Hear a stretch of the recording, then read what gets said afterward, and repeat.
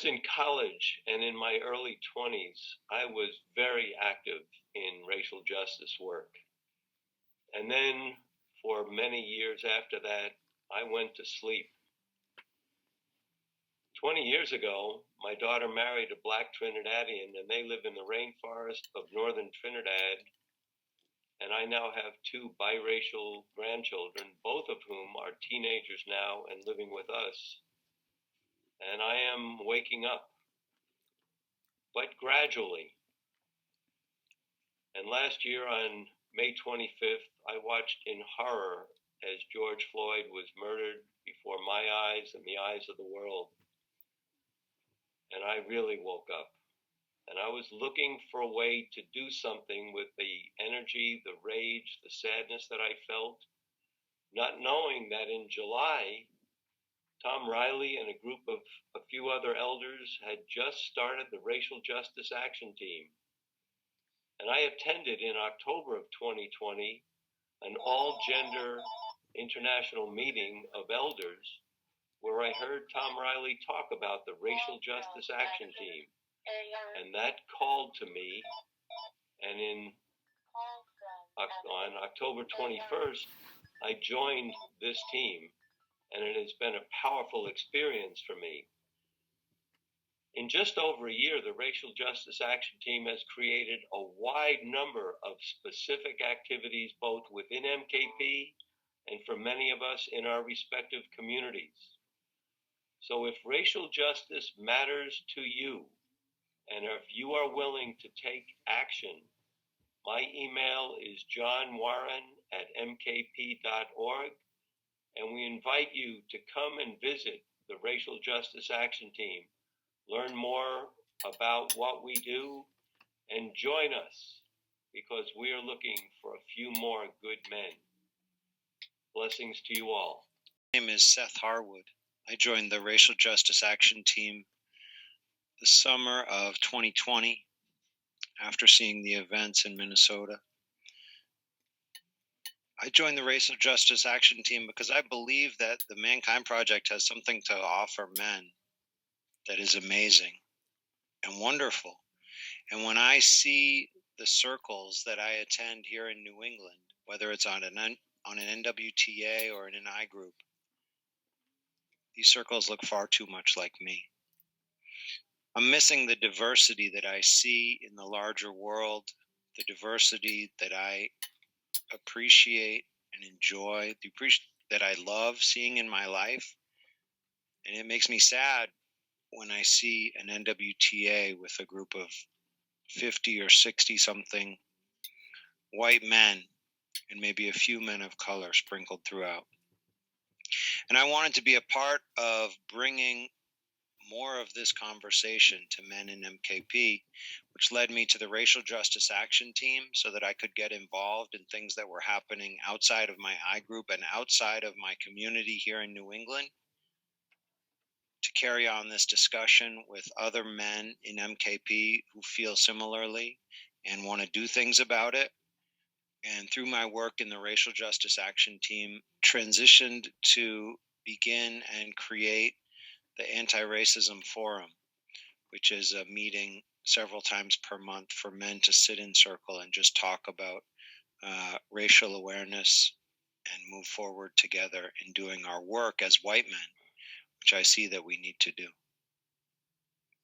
The Racial Justice Action Team has been my support throughout for that, and it has been a place where I can go to share counsel with other men in MKP who can teach me, who I can learn from, and who I can lean on for support.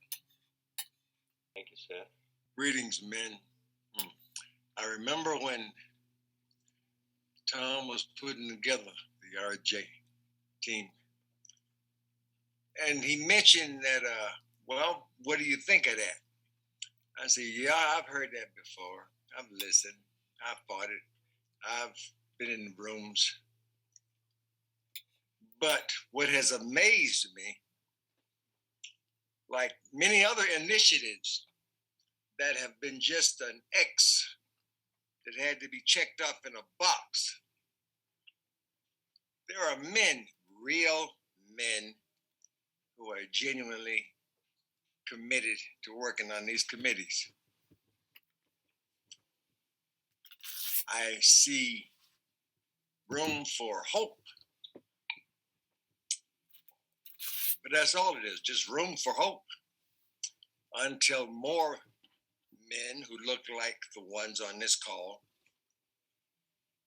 understand what we're trying to do. There's great technology within MKP, but until we also look at our personal core work around racism, there's always going to be that question. But I'm in with that. Thank you, Larry. I'm Andy Heller. I'm right now in Tucson, Arizona, and it's we're September 2021 recording this, and this started last year in 2020, thanks to Tom Riley. And I came on board out of curiosity, but also to witness, as that I'm not really tied to many things outside of MKP at any managerial level. I see a lot going on within MKP, and by witnessing what's going on with many, many other circles, groups like this within MKP, I want to be able to first call things out as I see it. Being a neurodiverse man, having ADHD and autism, I'm getting a lot better at my timing to call things out or to be called out, and just to offer that perspective. And so I offer that to this group, but most importantly is as MKP creates what they're doing and evolving, I hear things outside, I hear things inside of MKP, and a lot of it is like, I don't know what they're doing, what's going on, why are they doing this?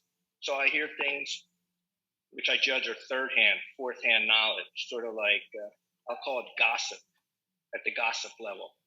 So I want to be able to first have a connection and then communicate with that person individually or in a group. And then that conversation, I can come from a different place with that person. And from that place, I can say, well, I'm listening in, getting feedback, messing up, figuring things out in multiple circles, different levels of MKP, different I groups. And this is what I'm seeing, and here's who I'm listening to. And so this way, it's more, I wouldn't call it first-hand knowledge, but let's say second and third-hand knowledge. And that is the data that I want to communicate. And so I believe that's really important, because myself growing up, I'd say something, they wouldn't understand it, and I'd never see them again. So I want to give that extra perspective and that second and third chances for people like me to understand and connect first, and then really listen, really, really listen to what's going on. With that, I'm in. I'm Mike Barickman. I joined this group in joy.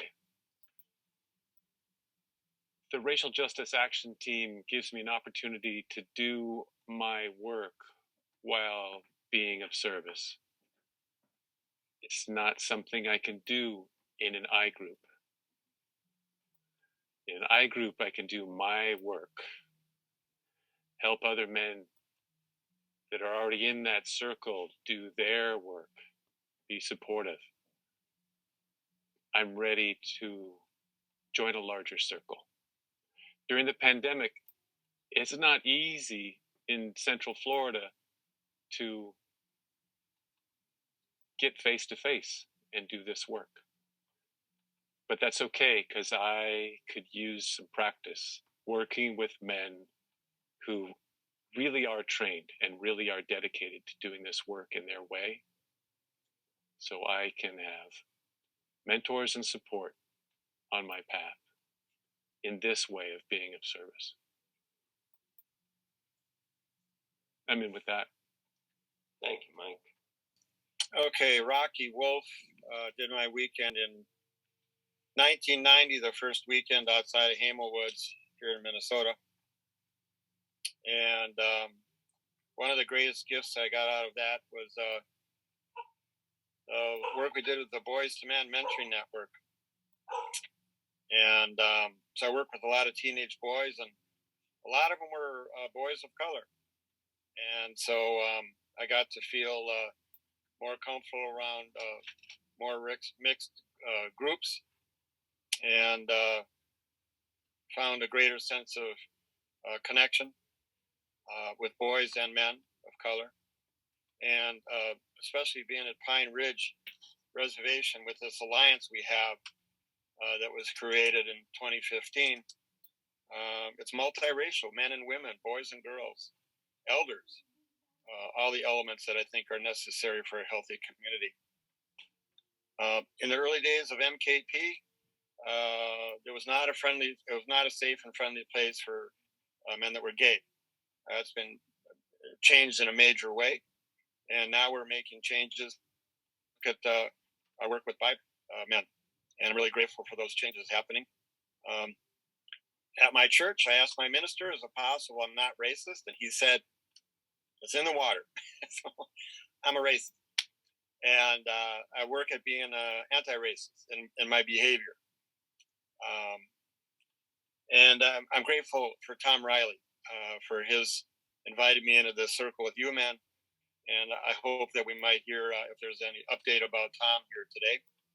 And I also look forward to hearing from Larry if you got to watch that video about mentoring boys. So with that, I'm in. Thank you. Thank you, Rocky. Thank you all. This is a snapshot of some of the members of the Racial Justice Action Team.